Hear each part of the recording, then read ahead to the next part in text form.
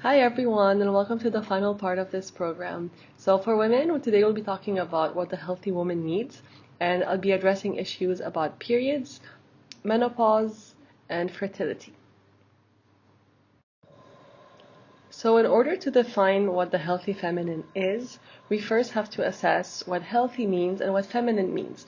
Now, these might be different definitions to different people, but the most common ground I could find is that health reflects our ability, so ability to do what we want to do, ability to move and do things, our comfort, our peace, balance, and also endurance. So we have to be resilient when we're healthy. We have to be able to withstand some challenges, whether physical or environmental, and obviously this means different things to different people. But overall, I think this is a quite fair understanding of health, and that also includes mental health. And regarding the feminine, so again, that could have totally different meanings, but in general, a woman's energy, her yin energy, is flowing. A woman knows how to feel. Usually women feel more than men. Women are also caring and gentle. So if a woman is restricting herself, very much in her head, they're very detached and harsh, you could tell this woman is unhappy. You can tell that this woman is not in her element. And so I really don't want to get into definitions and start gendering, but those are general energies that are very ancient values and that we have to honor when we are in a space of holistic healing. And so with these definitions, we can then go ahead and talk about the balanced woman. Let's start by looking at the menstrual cycle. So the cycle could have different lengths for different people, and we'll talk about that in a bit. But the way it goes is that we start with day one is menstruation that usually lasts about 5 days. And then we are in our full-on follicular phase. And so we have a new egg forming inside of us and being prepared. And so there's more energy being supplied to the body. There's just more energy to do things. And then comes ovulation, which is a couple of days in the middle of our cycle, where we are usually at our peak because our bodies are ready for a baby. And so this is usually the best time to max out at work and at the gym or in whatever physical exercise you enjoy. And then after that comes the luteal phase. And the luteal phase is an invitation for you to do less, to retreat a little bit, and to get ready for your next menstrual cycle. Now you'll find that the majority of the problems around periods have to do with the liver and the kidneys and cold or heat issues. So again, we're kind of reviewing all the terms that we've been talking about for the last few weeks, and it's all coming together in a way that hopefully makes a lot of sense to you now. And so when we have irregular cycles, meaning that sometimes it comes after a few weeks, sometimes it comes after a few months, it just keeps going back and forth, even the length of the period or the heaviness of the flow will change. Well, that's likely due to emotional stress, overwork, and or a wrong diet. The most common cause for all this is liver qi stagnation. So it's when the energy of your detox basically is kind of yuck and slow. And this can be from a variety of causes. But again, like food is the one thing that we do every day, several times a day. And so when we're eating the wrong diet, we're constantly applying the same stressing factor over and over on our organs. And so liver qi stagnation, you'll see it's super common. The way to remediate that is to have a neutral diet with many herbs. So those will be cinnamon, ginger, rosemary, mint, leeks, and chives. So again, you will know whether you are cold type or hot type, and you will know which ones work better for you. Now, sometimes irregular cycles are also caused by heat or yin deficiency, so there's a lot of charge in the system, and you can work through this by eliminating heat from the foods, so eating more yin foods and more calming herbs and cooling herbs like chamomile and mint. For those of you who have painful cycles, and I know this is extremely common, it's likely to many imbalances. So of course, the mainstream media will say hormonal imbalance, but they never really make the connection between diet and hormones. And so today I also want to stress the importance of the liver and the kidneys. And so there are many different patterns, meaning different causes in Chinese medicine when it comes to issues with the period. Sometimes it's 2 or 3, and sometimes it's up to 8 different patterns. And so it's really important to look at your constitution or look at what is going on at the moment.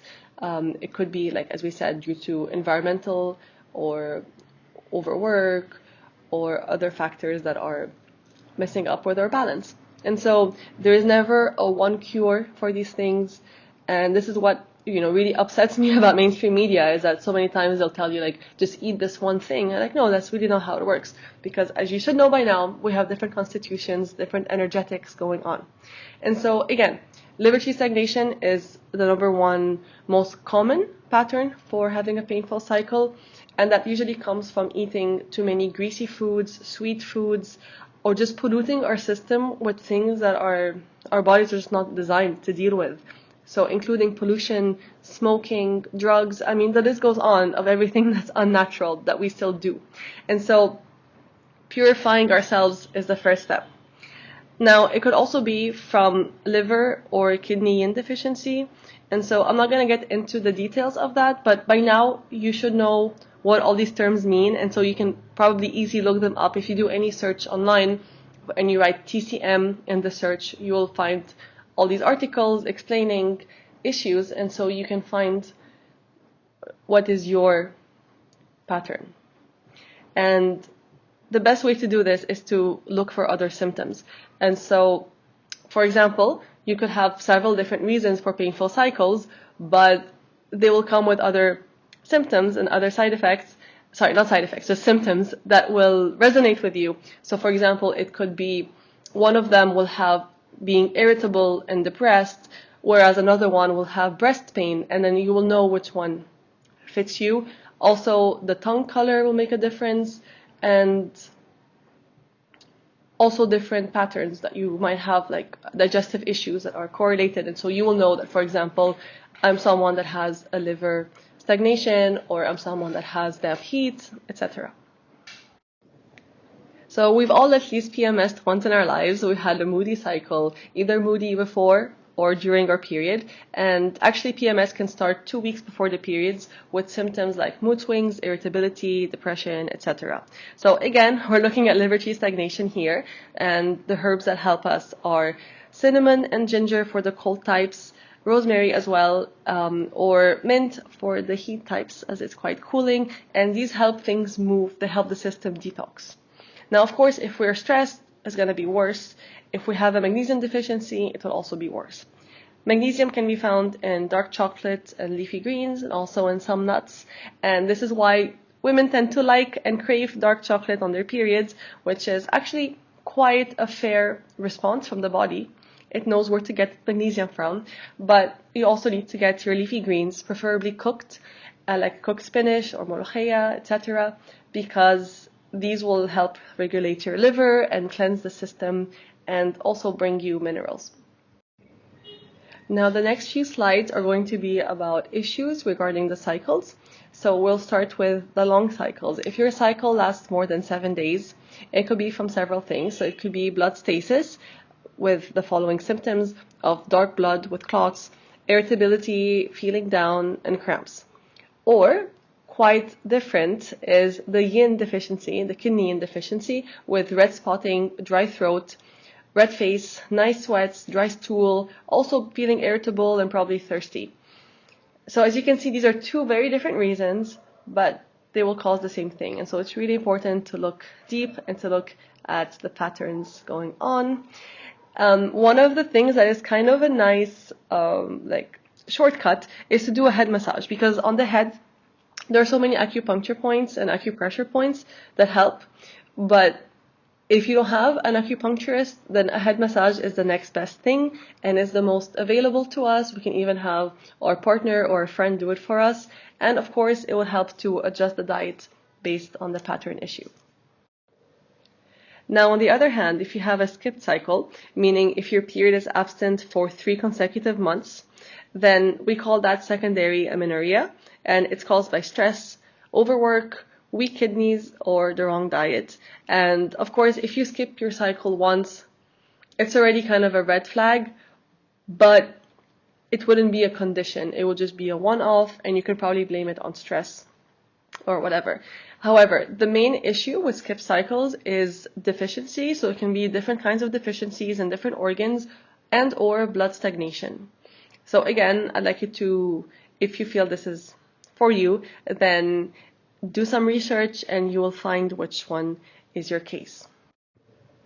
If you're experiencing little to no bleeding, then again, very similar causes. It will be overwork, stress, an irregular diet, chronic illness, or taking contraceptives. As you should know, if you're taking anything, you should know what the side effects are. You should always know the risks. It's your right to know. And again, this is due to different things ranging from a variety of deficiencies, stagnation or stasis, and or a cold invasion. So in general, when we have a cold in the reproductive system, it means that there is no activity there, right? Because heat is activity and cold is basically death, but let's not get too serious. And so what we have is that the uterus is no longer functioning properly. And this can also lead to infertility problems, as we'll see later. But in general, I want you to just remember, always look for other symptoms to understand what is going on. There are some fact sheets out there, there's some literature. You can also contact me if you want to understand deeper, or consult a Chinese medicine practitioner. As for heavy bleeding, it's slightly different, although the causes are the same, so it's still the stress and the irregular diet. But here we're looking at either a spleen Qi deficiency or blood stasis or heat. So again, I want to remind you that there is no fixed solution that suits everyone. We all have our bio-individuality, we all have our different patterns, and it's always going to be an energetic imbalance that affects one organ or two, or it's a general energetic weakness or a blood weakness. Regarding products, I get asked this all the time, and so one of the best options out there are the organic cotton products, because unfortunately for the past decades they have been selling things to us that have plastics, that have chlorine, and that have other agents that they use to bleach that are not healthy, especially when they're inside your body. And so with tampons and pads, please go organic. If you can't find organic, honestly, the best alternative is reusable pads. They're usually made of bamboo and charcoal and natural components. And then you have the cup. I'm not a big fan of the cup because I think it's quite invasive, but for some women, it's great for them. And if you're going to use the cup, please make sure that it's BPA free, because BPA is a substance that is very similar to our hormones, and it messes up our hormone cycles and also causes cancer and like a bunch of yucky things. So do your research and always stick to the most natural thing. Another option that I love are period underwears. They're available almost everywhere now in the world. You can sleep with them, you can go running, you can exercise, really lifesavers. And again, they're usually made of natural materials, so if it's cotton, even better. At least the part that is close to you is going to be cotton. Maybe the side, the waistband could be another material, but that's okay. Now moving on to more unpleasant topics. We have vaginal discharge, which is typically an imbalance if it's chronic. If it's only around your ovulation time, then that's fine. And around ovulation, it should be thin and clear, no smell, and would last only a couple of days. If it's something more long-term, then it's caused by overwork, dampness, and heavy emotions. And dampness is caused by improper diet, as we know. So any abnormal discharge will be thick, it will be white or colored, and might have a smell. If it's white or clear, then it's typically a cold condition. If it's yellow, then it's heat, and could also be toxic heat, meaning there's an infection. The smell comes from foods, so any foods that your system is not properly detoxing, and you should avoid them. So examples would be vegetable oils, like frying oils, or even seafood. It's different for everyone. But in general, it's the fats that are not going through properly. You would also want to avoid products. So I know that when you have vaginal discharge, you will be inclined to use products to clean. So please use those that are natural and pH balanced. There are some local herbal mixes that are sold at the pharmacy that are really good, surprisingly. So just stay away from the ones that have smells and all that. Vaginal itching can occur with or without discharge. When it comes with discharge, then it is an infection. When it's without discharge, it could just be like a fabric friction, which is very unpleasant, but it goes away on its own. And so, of course, if you have a pathogen and you're eating the wrong food and you're stressing yourself, then it's going to get worse. Now, the first thing you want to do is avoid all fatty and sweet foods, so really stay away from damp stuff. And you can use a natural sitz bath, so you can fill a small tub with warm water and put some herbs in there, depending on what you have, or Epsom salt, which you'll find at the pharmacy. It's called magnesium sulfate as well. This is really good to calm down the itching. Now, of course, if you want to have a specialized herbal remedy, you'll need to consult a specialist or do some really extensive research, as there are different things that work and some combinations that work better. And so I'm not going to get into this now, but I'm just giving you an overview. The number one most common condition is candida infection. It's very annoying. It's frustrating because there are some improper tips and tricks and recommended diets that only kind of do half the job. But in general, candida is 100% dampness with spleen deficiency. And so it's a lot of cold, it's a lot of sweet or fatty foods. And as you know, these are the most common things that we eat, and that's why I keep telling you from the very beginning to nourish your spleen. So Candida is inside of us.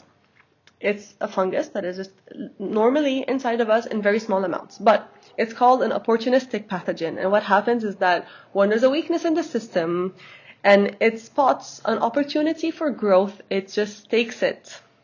Now, psychosomatically, this teaches us something about boundaries. So just keep this at the back of your mind. If you have a candida infection, you might have an issue with boundaries. So the first thing you want to do is nourish and clean the spleen. You can use a herbal cleanse, like I mentioned earlier. There are some really good local ones that have only natural herbs. Or you can just make your own herbal cleanse at home. You can also do something that works. It's not very pleasant, but it works. It's to take a garlic clove, peel it, obviously, remove the hard bit at the bottom, and stick it up there for a day or less, and it's going to kill those fungus. You really don't want to do it for too long because you might feel the taste of the garlic in your mouth, but it does work. They die off, the discharge comes out, and it's great. But you might want to resort to cream, and I totally understand if you want to do that. So what I recommend is to always resort to medicine as a last resort if it's persistent and unbearable. You can also do a massage on your leg because you're going to be targeting the spleen and the stomach channels, which run next to the tibia, and this will help you a lot on the long run. If you want to prevent infections, there are a couple of things to be aware of. The first thing is to avoid lubricants that have glycerin, because glycerin can actually be a food source for bacteria and yeasts like candida. It's honestly a mystery how these things are on the market, but you now have water-based lubricants that are a much better option. You also want to avoid soaps with fragrance because the fragrance can be really irritating. You will also want to avoid polyester underwear because not only is it irritating, but it also traps moisture, so it creates a damp environment. So cotton is a much better option. And honestly, if you don't have to wear underwear, don't. Like if for sleeping or if you're staying at home, or even if you're wearing pants that cover well, you really don't need underwear, especially if you don't have discharge. Also, wearing underwear for too long can be a problem. And the worst of the worst of the worst is keeping on a wet swimsuit because it's extremely damp, it traps in so much moisture, and it allows things to grow. So please don't make this mistake and stay dry and airy. Next up is fertility, and that is a huge topic, but I'll just give you the key takeaways here. So for a woman to be fertile, she needs to have a healthy liver and kidneys. Basically means healthy blood and a strong essence. naturally she has to be relaxed. And so overwork needs to be avoided. Anything that will stress her needs to be avoided. But even too much intercourse will actually strip away the kidney energy and it will make it more difficult. And so too much is different for different people, but once a day is enough. And again, as I said earlier, you want to avoid any cold invasion, because if the cold reaches the uterus, then it kind of freezes it and prevents it from working properly. And so always stay warm, keep the stomach warm, and eat foods that are warm. Avoid anything too cooling, especially if it disturbs her constitution. So always eat according to it. And the first thing to also take care of when trying to get pregnant is to make sure that the cycle is regular. Because if there are any irregularities around that, then the hormones are kind of in a mess. And so we need to take care of that first before trying. Last but not least, we've got menopause. So menopause can take several years to develop. It can take up to like 5 or 7 years. It's in every case a kidney energy decrease, because our kidney essence decreases over time. And so in this case, we have the yin and the yang that are decreasing. So this deficiency is different. So some women will have more yang or more yin deficiency, and there are actually 7 possible patterns here. So you have to see a specialist. I recommend an acupuncturist or a Chinese medicine practitioner that can really highlight what it is, because there are different medicines for that. There are different herbal remedies, and for those 7 patterns, there are actually different herbal remedies. So if you're taking the wrong one, you might not see any effects at all. And that's a wrap. So I hope you enjoyed it, and let me know in the group if you have any issues you want to discuss or if you have any questions. Thank you.